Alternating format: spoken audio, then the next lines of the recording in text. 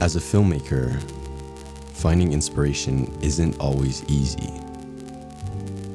But I've always been able to find a creative spark through the works of Mr. Hayao Miyazaki, the creator of Studio Ghibli. The worlds he built are full of comfort and wonder. His movies have this trademark style that's easily recognizable. Something in the music, the colors, and the sceneries feels so familiar yet out of this world. These feelings I got from watching his movies, I wanted to recreate them one day. That chance came when I booked a 3-week trip to Japan. What follows is my journey of seeking inspiration, my journey of piecing together a film that feels like a Ghibli movie. Through my lens, I want you to experience how I see Japan and how I turn my life into a Studio Ghibli movie.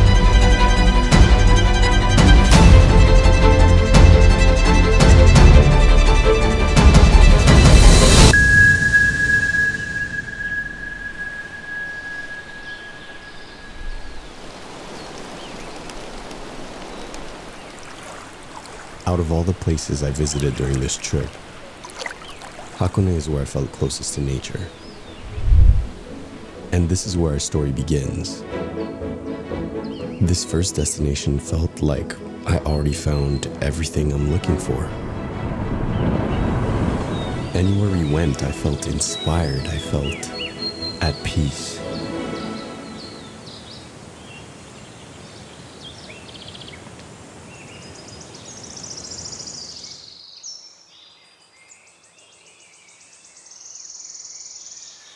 So far, everything was going to plan.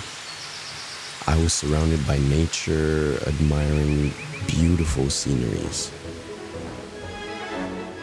In this environment, I was able to tap into something that is often portrayed in Ghibli movies that I love: the simplicity of life.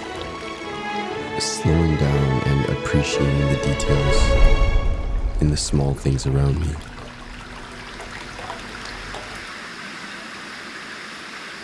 It was so peaceful.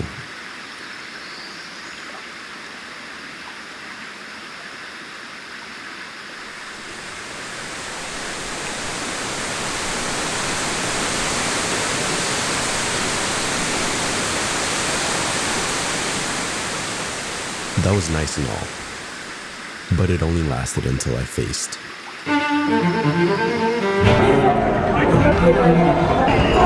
the chaos of the city, the bustling streets. They were exciting to be around, but left me drained only after a couple hours. The sounds and smells of the city, they leave you overstimulated.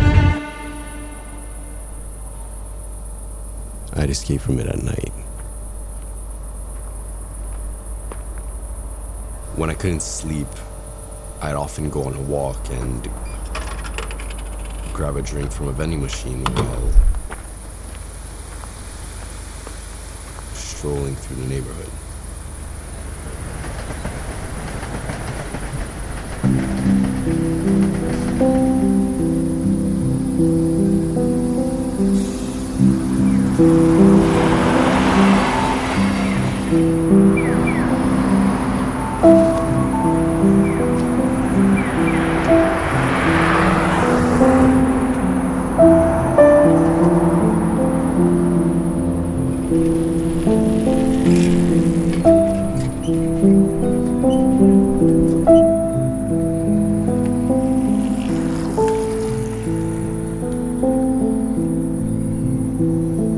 It was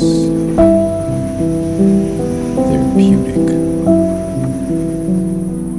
At night, I could admire the city lights from a distance and walk in empty streets.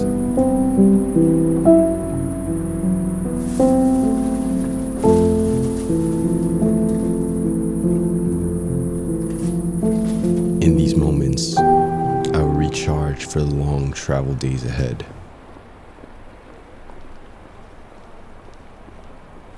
Searching for areas that brought me peace.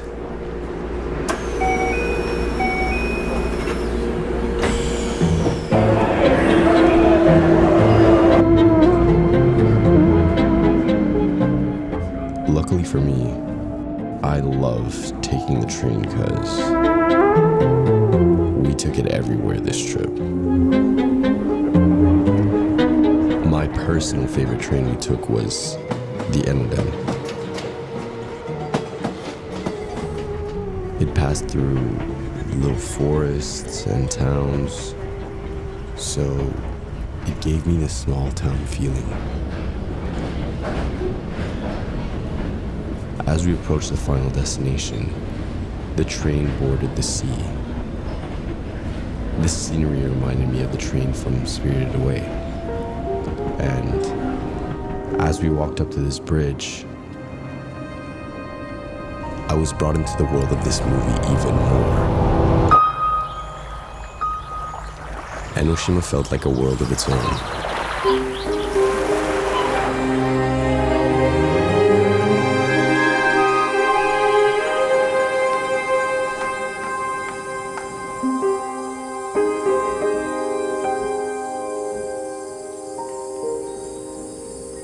After being in the city for a while, it was refreshing to be next to the sea. Right next to Enoshima, I was able to hit one of my bucket list spots. A train station best known for its appearance in the Slam Dunk anime series,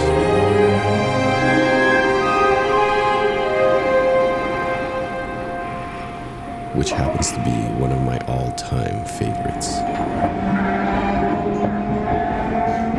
Another iconic landmark could be found just a short train ride away on the Enoden.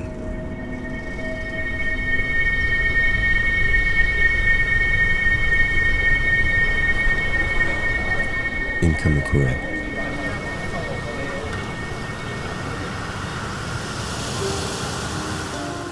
The Great Buddha.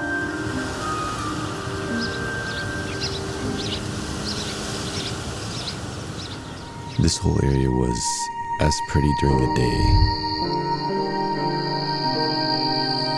as it was at night.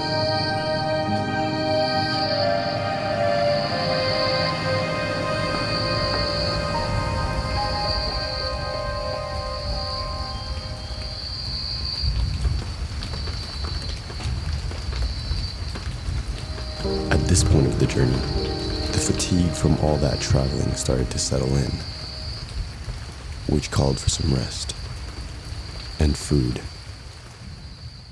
Lots of food. But I'm at Osaka Airport right now and I'm eating curry. So I'm happy. I ate Japanese curry. It was all worth it. 24 hours of traveling. Takoyaki, ramen, more ramen, sushi, ramen with gyozas and fried rice, Denny's, random spots we found along the way, many of which I didn't record. I ate a lot of food. I fully blame that on the heat. I was sweating a lot and I was hungry. Good? Now that I was properly refueled, I kind of let go of my camera for a few days. I made an effort to just rest and take it easy. I had already been here for 2 weeks and I was very happy with the footage I was able to get, but that also meant I only had one last week left in Japan. It was the first week of July, which meant it was extremely hot and humid, as I mentioned earlier. It also meant that I was in town for one of the biggest festivals of the year, Tanabata, also known as the Star Festival. It takes place on July 7th, which is the 7th day of the 7th month. On this day, according to Chinese legend, 2 stars, Altair and Vega, who are lovers separated by the Milky Way, are allowed to meet just this one day out of the whole year. tradition I love that takes place at Tanabata is the wish tree. Anyone that wants to participate simply writes a wish on a piece of paper and hangs it on a tree, hoping that one day that wish will come true.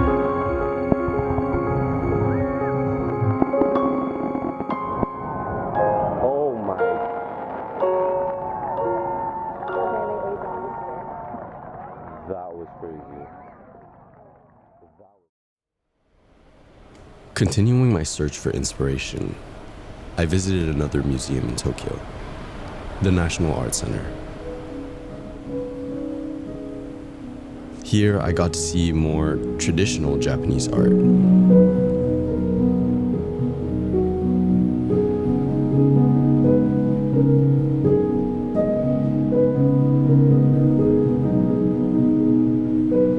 I deeply enjoy museums, especially now.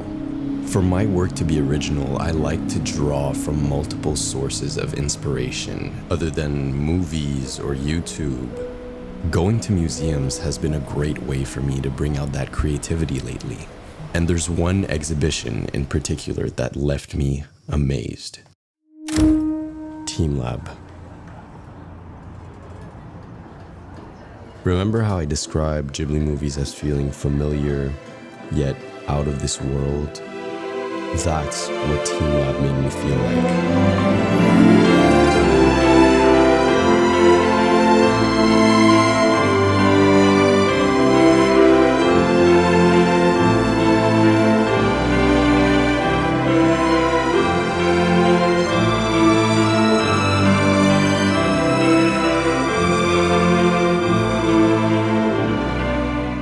It brought out this childlike wonder in me. I was truly amazed. Everything was colorful and bright, but at the same time, it was calming. The music played throughout the exhibitions is what made it relaxing. It went hand in hand with what we saw. This is something that Joe Hisaishi, the composer for Studio Ghibli movies, does so well. His soundtracks draw us into the story and evoke this comfort that makes me come back to these movies. And that brings us to the final destination of my journey, Tokyo Tower.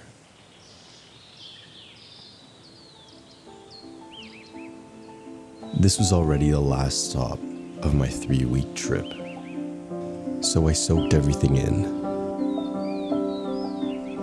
Like I'd been doing for most of my trip, I paid attention to the small details in my surroundings.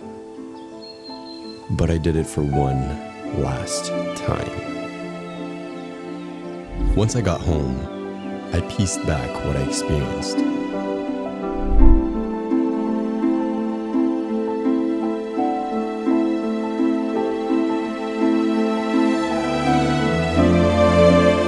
Filming for this video, I got to see the world through a different lens. And in doing so, I came to a realization as to what makes a Studio Ghibli movie a Studio Ghibli movie. See, as much as Mr. Miyazaki's characters explore crazy, unusual worlds, we also see them doing mundane, human things. We see the silent moments, the wait at the bus stop, the long walk back home. These seemingly uneventful things, that's where that cozy feeling we get comes from.